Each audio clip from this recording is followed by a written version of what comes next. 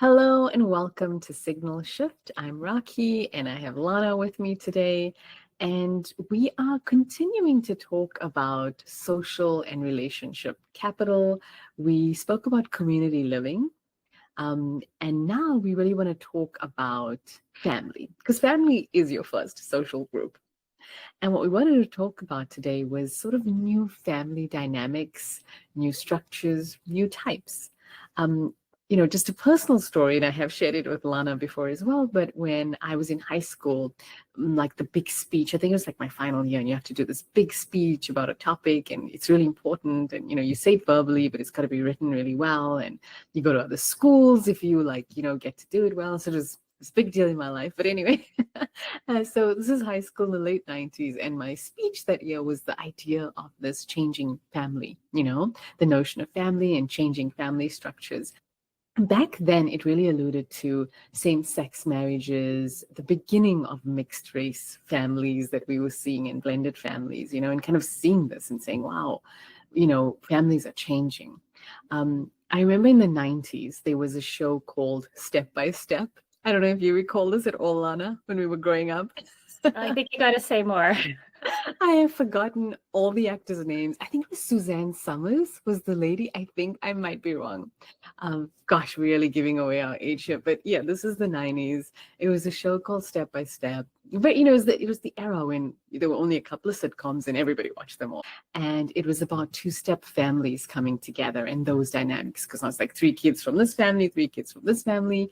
And then by 2009, we had Modern Family, right? Which was more reflective of the changes that I think I had observed when I had written my speech, right? So to see that a couple of years later in a show kind of showcasing that, really, really interesting. But you fast forward to 2025 and well, sitcoms are gone, right? You have Succession and White Lotus that highlight certain classes of family, their wealth and their dysfunction.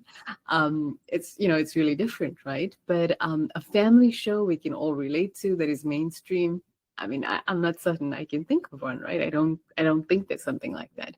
So, it speaks to the notion of where we are, I think, with this idea of family and what that constitutes, right? We now have pets as family and the formalization of things like in work policies, right? Like leave for pets. We have cohabitating families, right? Generations living together. We have long distance families. I fall into that bucket very much with people moving all over and around the world and different places at different times. And, truly mixed and blended families in a very globalized world. So we even have things as friends as family, Lana, and I think about your bestie ceremony that you shared a while back on one of the episodes, right? People speak of this concept of spiritual family or chosen family. And, I think, yeah, families can be constructed in so many different ways. It can mean so many different things in today's world. It's a very, very long way from the traditional mom, dad, 2 kids, more, maybe 1 dog. For the majority, that's just not the norm. So today we're exploring signals that will continue to impact this changing dynamic of the constantly evolving idea of family. So, with that, Lana, what's your signal for today? Oh, it's what a great opener, because I think you're demonstrating, families, it's very complex, right? And it's dynamic. And so the one thing that came up for me, it's less of a signal, maybe a little more of a trend, is that growing visibility of familial estrangement. And so that's when someone intentionally distances themselves from their family, or they go no contact, for a close family member. And so a 2020 survey conducted by professor associated with Cornell found that at least 10% of Americans identified themselves as estranged from either their parent or their child. And then when they expand that relationship to include siblings or other family members, that number gets a little bit bigger. And so there's like an ongoing debate, like whether this is actually increasing or are people just more open about it now? And there's, a lot of shifting. There's a lot of conversation and opinions about why this might be, and how like in our cultural and social norms have changed to kind of open this up more. For example, like political polarization, right? Or generational boundary setting. And so I think, just thinking about, what if this becomes more, a little more of the norm? Like, what would the implications of that be? And I think exactly like you said, Rocky, like our family is supposed to be like our first social safety net. And so what happens when, we don't make those assumptions anymore, that like a parent or a sibling is, going to be a permanent fixture in one's life, or not permanent, but, like have this very assumed role. And so, like, how do we organize, things like care or inheritance, support, and just, and it just really, I think, then puts more emphasis, like you were saying, on other forms of social capital, right? Really puts more on kind of like your friends and your chosen family when, that if we have more of those breaks in kind of the, the family structure. So that was one thing that sort of came to mind for me when I was thinking about kind of where potentially like some things that are happening in terms of family dynamics. Lana, thank you. That is such it's such an insightful one to bring up, because I think it would be so easy to kind of have oversight with something like that and not realize that, to your point, this is increasing and it's changing dynamics. And we kind of maybe know this, but we take it for granted, right? Because traditionally families, kind of worked through whatever they had to and stayed intact, right? And now it's very much, boundaries, right? It's just the cultural kind of norm in a very modernized, westernized society. And I think it was there before, but you just bear through it and you still associate and keep each other in your lives. And now people are, and I think it's also the stresses of our modern life. Like, I can't deal with the stress of that when I have to worry about so many other things. You know what I mean? Including my phone buzzing and messages and social media. And it's too much. And I wonder if that plays into it a bit. I read I've been reading some different sort of theories about it. And yeah, I think there is something about kind of the, we have like more recently, culturally and societally, we're really into our personal development and our happiness and our well-being and our physical and our mental and emotional well-being. And as we're saying, like, family stuff is so complicated that it becomes like a part of can be, your own ethos to be like, I need to take care of myself. Life is hard enough. I have to do what I have to do in order to manage. And so, so I think there is some of that, like, it's both the societal stressors, but also how we're framing how we manage societal stressors. And that framing sort of leads to some of these decisions. Not always, but it can. Yeah, exactly. So social stresses, changing values, changing landscape of so many things. And then it merges then, however, with the loneliness epidemic. So there's a whole other question around that. But I'll jump into my signal, which is also an interesting one. You might have seen the headline in the last 2 weeks or so, but it's basically that the number of people over 40 giving birth now surpasses teens for the first time. This is in the United States, right? So new data from the Center for Health Statistics kind of shows that it looked at birth rates from different demographics of Americans and the age groups that are having kids. And between 1990 and 2023, the number of babies born in the US overall dropped, right, by like 14%. We know this.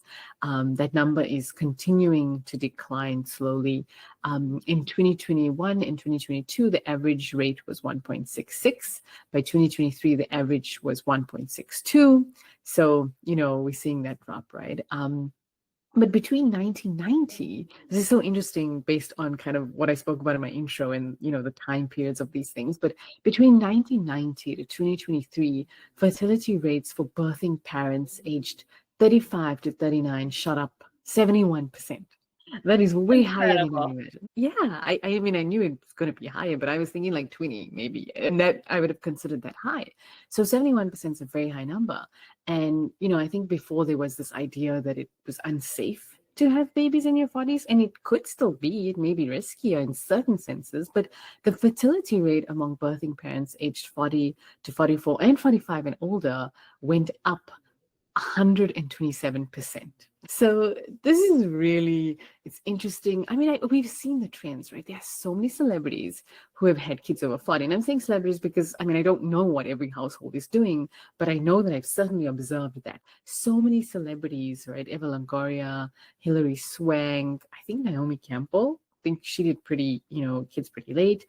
Yeah, so many others. Paris Hilton, Giselle, I think is had another kid recently.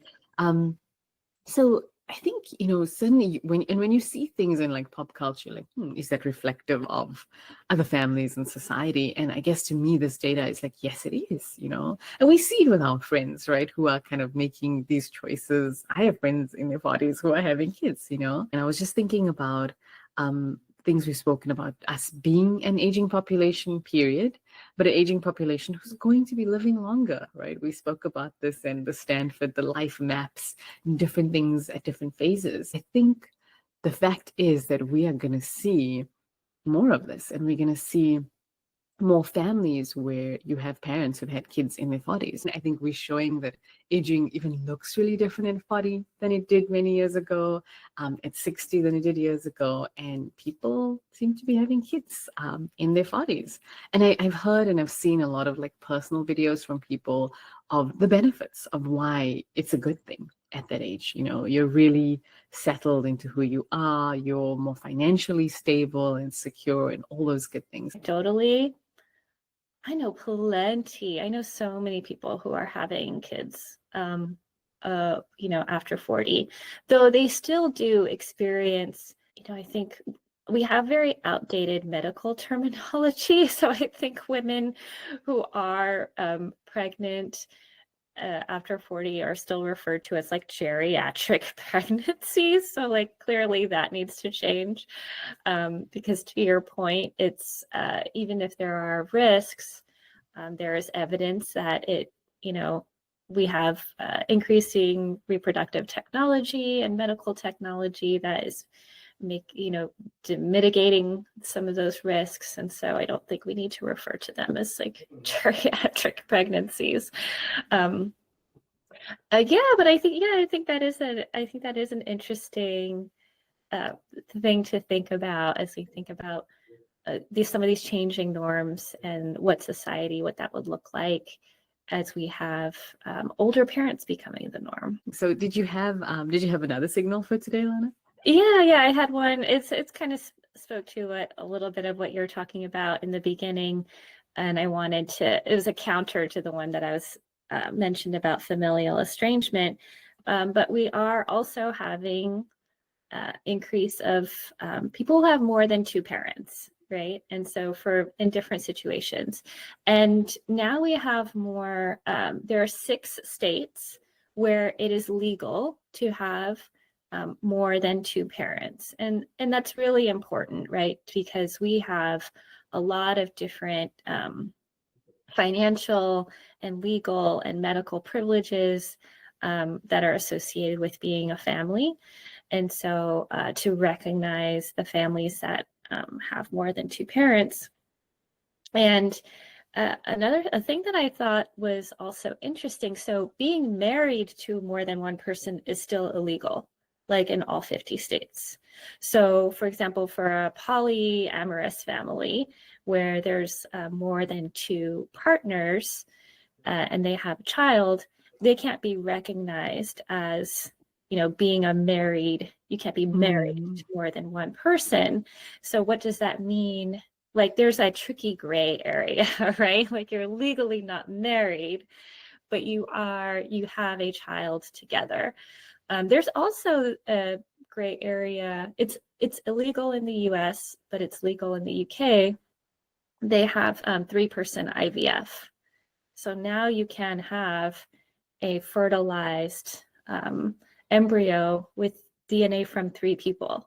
So you can be related like to 3 parents, right? We're not there yet, but that's like imminent.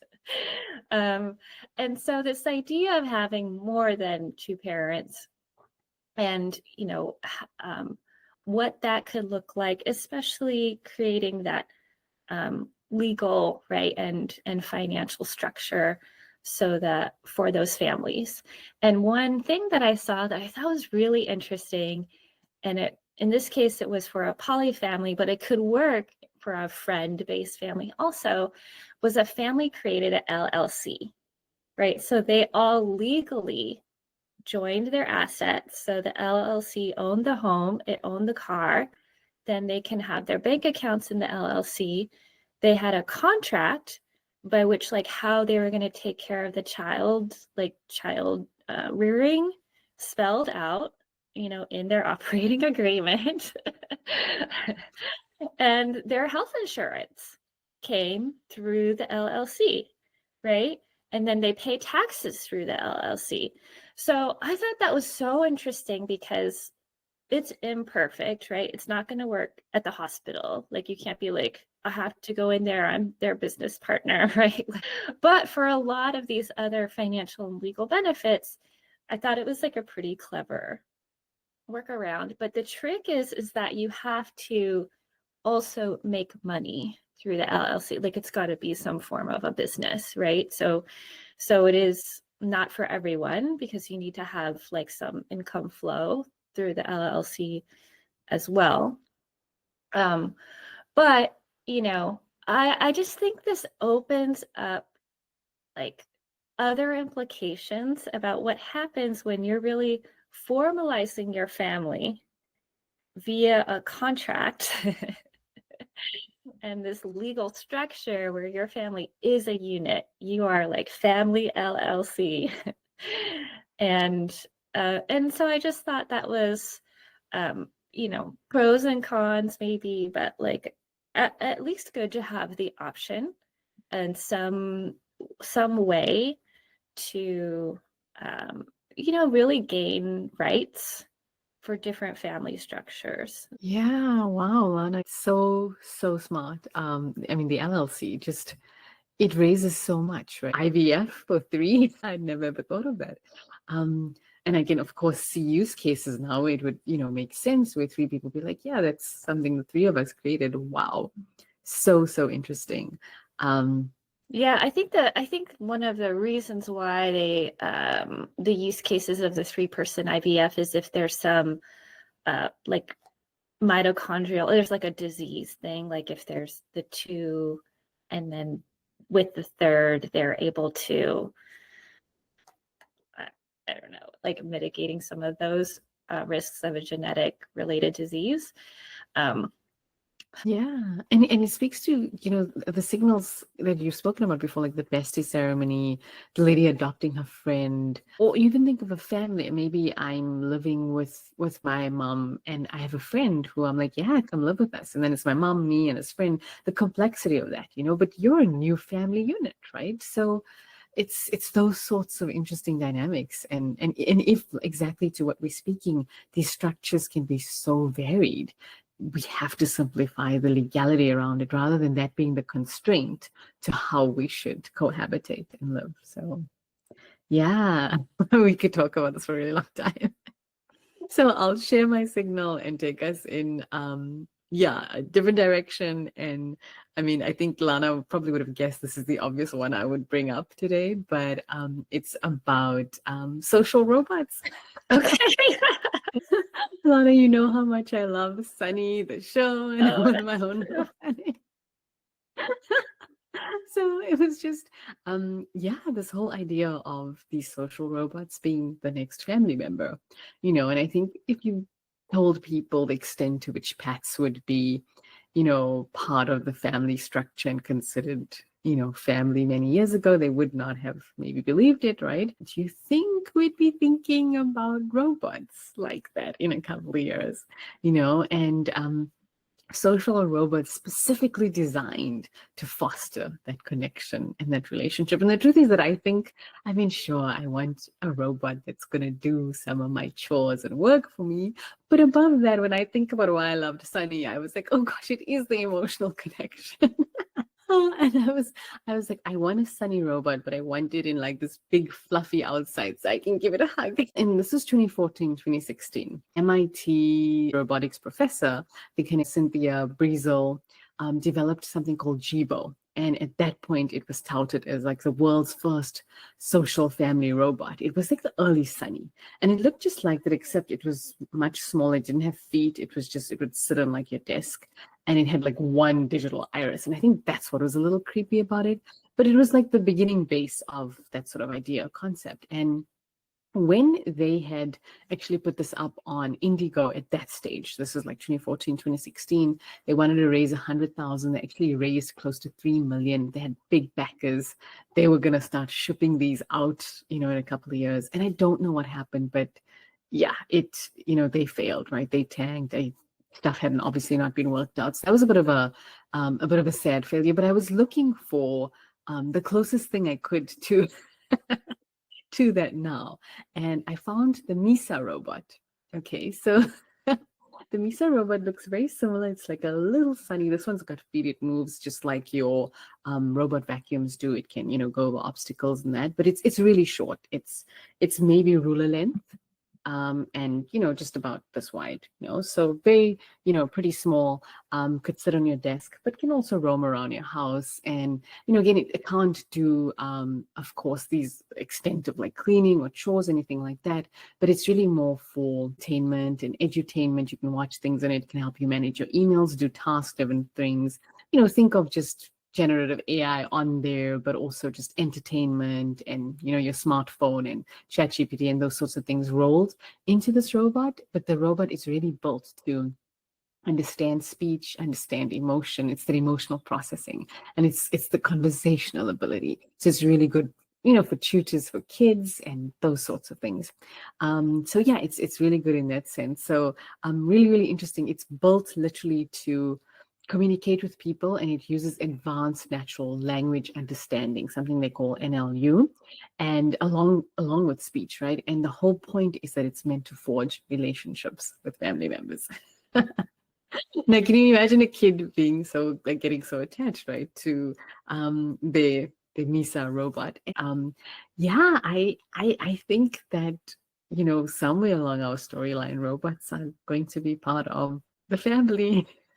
Early studies show that like extended chat, with generative AI does impact your social skills with humans.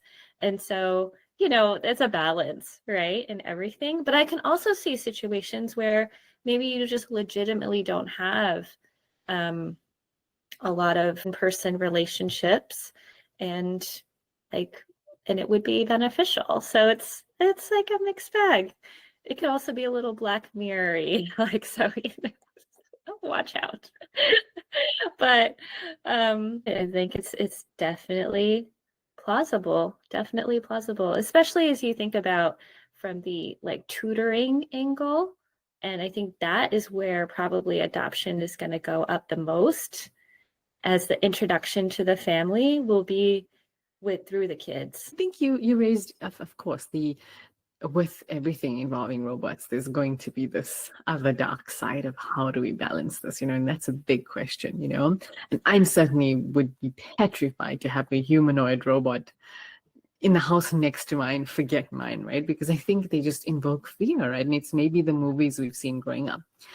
But you really get a show like Sunny, and you get these little cute robots, and they don't invoke that fear, but they possibly still should, and I think there is that concern. And I know recently there was, I did see an article about, kids who are getting really enwrapped in even generative AI, right, or their chatbots, and it impacts their real relationships. But also, the longer you engage only and solely, or very long term, or for long hours with, just these sort of virtual chatbots, whatever you want to call it, it affects your depression and anxiety, and so there's absolutely that side of it, and I think, it's going to be interesting how we learn to balance all those things, and work with it. But my gut instinct is still like, I don't know, give it 10-15 years, and it will be like, you'll have the pets in the baby strollers. You'll have the older parents, right, with the kids, right, and you'll have the robots strutting along to the park. For sure. Yeah, this would make a great I can see like a great generative AI picture that we would make of the new family. So yeah. All right. Well, I hope we left you with an entertaining episode, if nothing else at all. Stuff to think about. And thinking about your own family as it exists and what it may be in the future. And how are you co-creating that? How are you thinking about that? So thank you for being here as always. Just again, thank you so much for the support on YouTube. Please continue to like and subscribe, and of course the website. And if you haven't joined our mailing list, please go to the website and join that so we can keep you up to date on certain happenings that we typically don't get to announce elsewhere. So it's a good space to just, always stay abreast of what's happening. Please join there and tune in next week. But thank you so much for being here, and we will catch you next week. Bye for now.